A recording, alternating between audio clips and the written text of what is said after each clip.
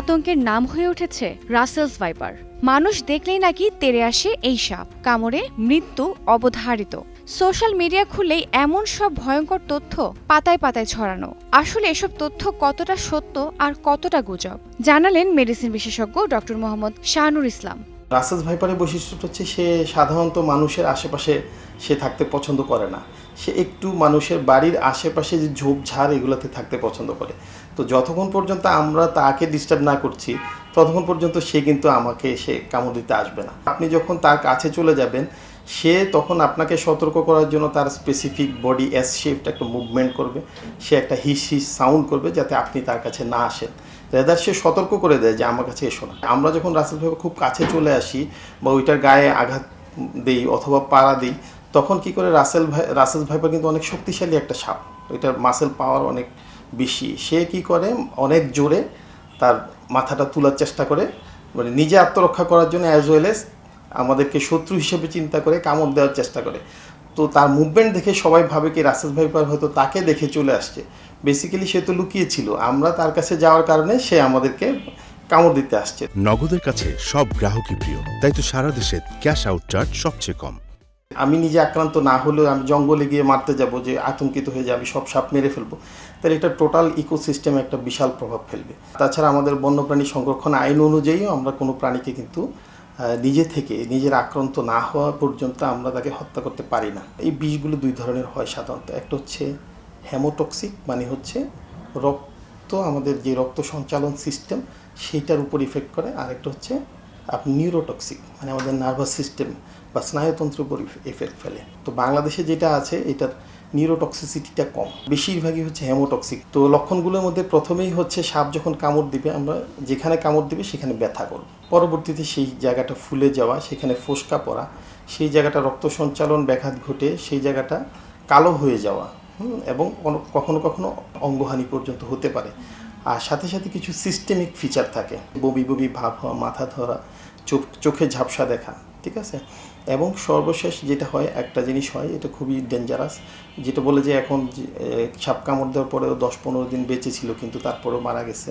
তো সেটা হচ্ছে কি রক্ত জমাট বেঁধে যাওয়া, শরীরে বিভিন্ন জায়গায় রক্ত জমাট বেঁধে যাওয়া, এটাকে বলে ডিআইসি, হ্যাঁ, ডিসেমিনেটেড ইন্টারভাস্কুলার কোয়াগুলেশন, মানে সারা শরীরের রক্তনালীর ভিতরে রক্ত জমাট বেঁধে যাওয়া। এটা হচ্ছে সবচেয়ে ডেঞ্জারাস কমপ্লিকেশন। এটা ইমিডিয়েটলি হতে পারে, লেটও হতে পারে।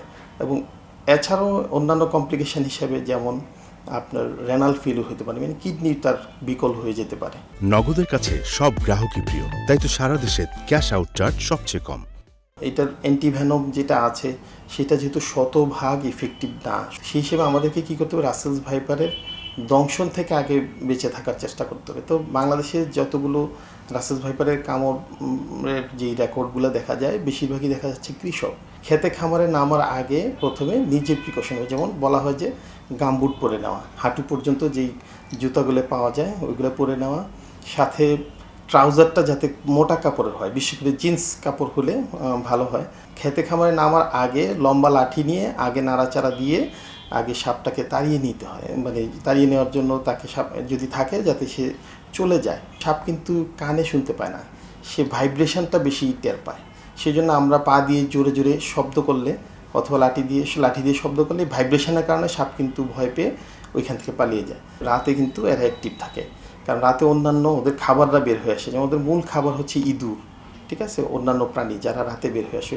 রাসেলস ভাইপার রাতে শিকারে যখন বের হয়, আমরাও তখন যদি মাছ শিকারে বের হই তাহলে আমাদের কী করতে হবে, আমাদের রাতে অবশ্যই আলো নিয়ে বের হতে হবে, হ্যাঁ। এবং ওদের যেই থাকার জায়গাগুলো ওইগুলো খুব ভালোভাবে লক্ষ্য করতে হবে, যে ঝোপঝাড় এগুলোতে পা দেওয়ার আগে খুব সতর্কতার সাথে পা দিতে হবে, শব্দ করে নিতে হবে। বাসা বাড়িতে কখন আসে, যখন বাসা বাড়িতে খাবার চলে আসবে তার, বিশেষ করে ইঁদুর, ঠিক আছে, অন্যান্য ছোটো প্রাণী যেমন ব্যাঙ এগুলো চলে আসবে। এগুলো কখন আসবে, যখন আমার বাসা বাড়ি অপরিচ্ছন্ন থাকবে, বাসা বাড়ির সাথে থাকার জায়গার সাথে যখন আমার ধানের গুদামটা থাকবে, হ্যাঁ, বাসা বাড়ির সাথে যখন আমার অন্যান্য যেমন আমরা ময়লা ফেলে রাখি যেখানে ইঁদুর আসার সম্ভাবনা আছে, অবশ্যই বাসার চারপাশ পরিষ্কার রাখতে হবে। রাসেলস ভাইপার কিন্তু থাকে ঘাস বলতে লম্বা ঘাস যেই এলাকায় যে এরিয়াটাতে থাকে ওই সব জায়গায় থাকে।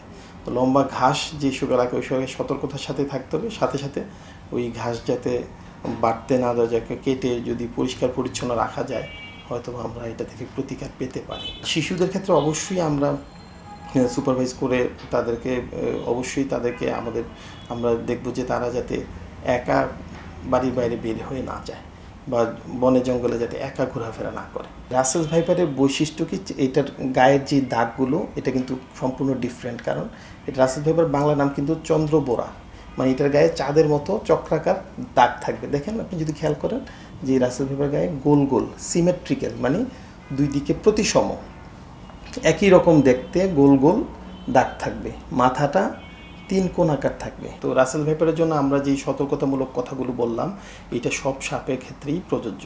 সো আমরা রাসেল ভাইপার নিয়ে আলাদাভাবে আতঙ্কিত হব না, বরঞ্চ আমাদের বাড়িঘর পরিষ্কার রেখে সাবধানতা অবলম্বন করে সব ধরনের সাপ দংশন থেকে আমরা বেঁচে থাকার চেষ্টা করব।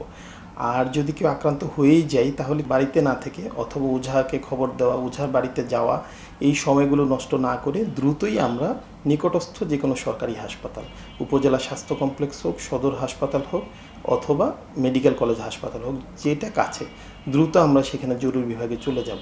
তাহলে আমরা মনে হয় যে অনাকাঙ্ক্ষিত সর্পদংশন হতে মৃত্যু যেগুলো এটা আমরা প্রতিরোধ করতে পারবো।